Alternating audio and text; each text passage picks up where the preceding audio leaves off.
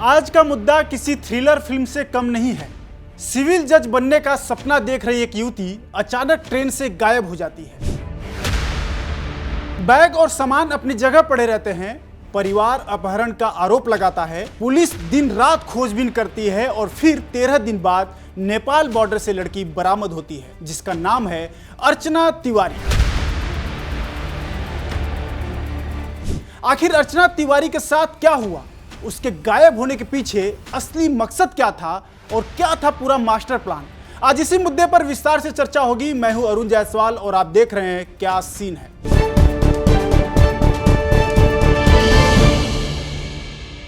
7 अगस्त की रात कटनी की रहने वाली अर्चना तिवारी इंदौर के सत्कार गर्ल्स हॉस्टल से नर्मदा एक्सप्रेस में सवार हुई। मकसद था रक्षाबंधन मनाने घर पहुंचना।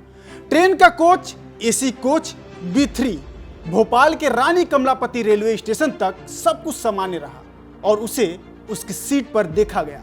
लेकिन उसके बाद अर्चना ऐसे गायब हुई जैसे हवा में कहीं उड़ गई हो। और अगले दिन जब ट्रेन कटनी पहुंची तो परिवार ने तलाश शुरू की, लेकिन ना अर्चना थी ना ही उसका फोन, और फोन भी बंद था।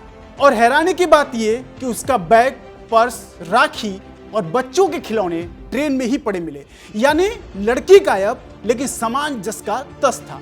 इसके बाद शुरू हुई पुलिस और परिवार की भागदौड़। जीआरपी ने भोपाल से लेकर कटनी तक हर जगह छानबीन की। रेलवे ट्रैक से लेकर जंगलों तक उसकी तलाशी की गई। रेडियो मैसेज भेजे गए, हर थाने को अलर्ट किया गया, लेकिन 13 दिन तक कोई सुराग नहीं मिला।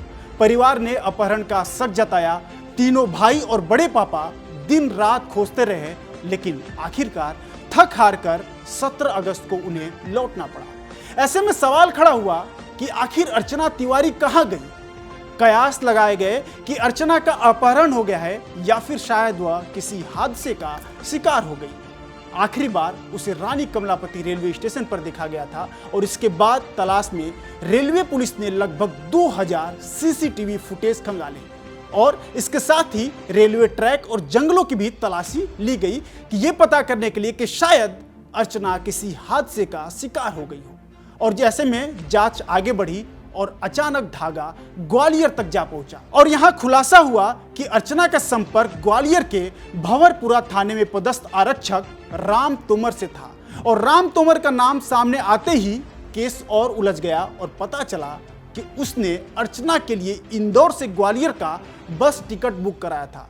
और पूछताछ में राम तोमर ने साफ कहा कि मैं अर्चना से कभी नहीं मिला, सिर्फ फोन पर बात होती थी।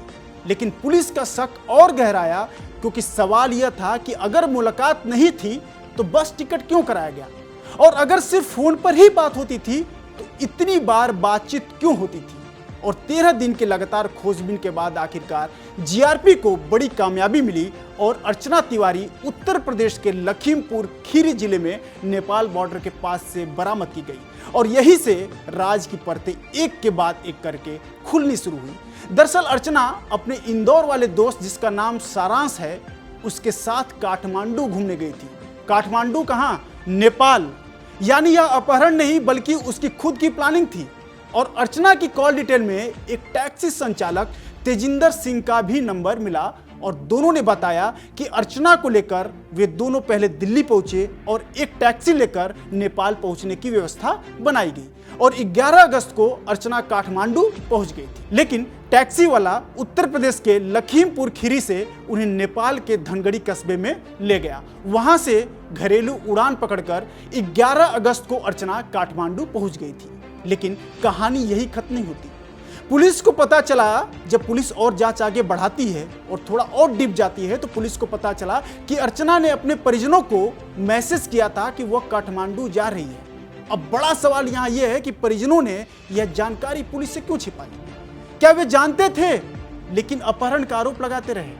इस पूरी कहानी की जड़ें दरअसल उसके परिवार से जुड़ी दबाव वाली परिस्थितियों से दिखती हैं। और उसके परिवार के तरफ से क्या कलह थी, क्या समस्या थी, उससे भी इसके लिंक जुड़ते हैं। सूत्रों के मुताबिक परिवार अर्चना पर शादी का दबाव बना रहा था और रक्षाबंधन पर उसे इसलिए ही बुलाया जा रहा था ताकि उसकी मुलाकात एक लड़के और उसके परिवार से कराई जा सके। दरअसल अर्चना के घर वाले उसकी एक पटवारी से शादी करा रहे थे, लेकिन अर्चना शादी के लिए तैयार नहीं थी। वह या तो करियर बनाना चाहती थी या फिर अपने इंदौर वाले दोस्त जिसका नाम सारांश है उससे शादी का सपना देख रही थी। सारांश की उम्र 24 साल है और वह 12वीं पास है। सारांश काफी समय से इंदौर में रह रहा था और एग्रीकल्चर ड्रोन बनाने की कंपनी में काम करता था। जब उसने देखा कि परिवार अब और समय देने के लिए तैयार नहीं है तो उसने एक ड्रामा रचकर लापता होने का फैसला किया। यानी यह मामला सिर्फ गुमशुदगी का नहीं बल्कि युवाओं पर समाज के दबाव और व्यक्तिगत आजादी के बीच जो टकराव की एक कहानी है। अब जरा इसमें मोबाइल की भी एक कहानी आपको सुनाते हैं जहां से मामला और साफ हुआ। दरअसल अर्चना के पास एक स्मार्टफोन था जिसका नंबर परिवार और उसके रिश्तेदारों के पास था। वही फोन गुमशुदगी के बाद बंद हो गया और इसके बाद कयास लगाए जाने लगे कि अर्चना का शायद अपहरण हो गया। लेकिन उसके पास एक और छुपा हुआ कीपैड मोबाइल फोन था और यही फोन उसके इंदौर वाले दोस्त यानी कि सारांश से बातचीत का असली जरिया था। लेकिन परिवार को इसकी बिल्कुल भी जानकारी नहीं थी। दरअसल यही छुपा हुआ फोन पुलिस के लिए गुत्थी सुलझाने की कुंजी बना और इसी नंबर को ट्रेस करते हुए जीआरपी नेपाल बॉर्डर तक पहुंची और अर्चना को बरामद किया। अब अर्चना तिवारी भले ही मिल गई हो लेकिन सवालों की एक लंबी फेहरिस्त खड़ी हो गई है। कैसे सवाल? कई ढेर सारे सवाल दरअसल हैं। वो सवाल क्या है कि क्या वह किसी साजिश का शिकार हुई थी या यह सब कुछ उसकी खुद की योजना थी?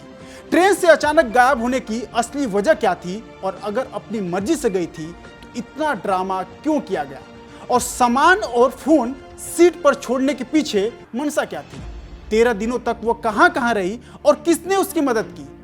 अगर वह सुरक्षित थी तो परिवार से संपर्क क्यों नहीं किया?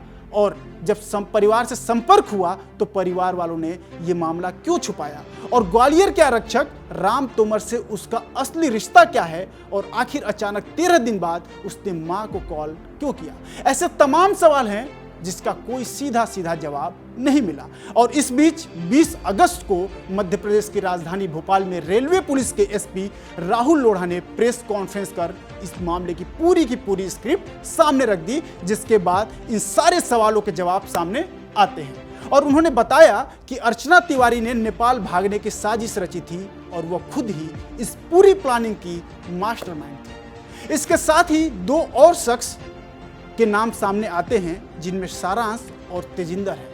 अर्चना और सारांश के साथ तेजिंदर भी प्लानिंग में शामिल था। तेजिंदर वह शख्स है जिसने अर्चना को भागने में मदद की थी और अर्चना की मुलाकात तेजिंदर से सारांश के ही जरिए हुई थी। वही सारांश जो उसका दोस्त है, किसका? अर्चना का। और इंदौर में रहते हुए अर्चना शहर के आसपास जहां कहीं भी घूमने जाती थी तेजिंदर के साथ ही जाती थी। और जब 7 अगस्त को ये नर्मदा एक्सप्रेस से कटनी जा रही थी इसी ट्रेन में सारांश भी वहां मौजूद था।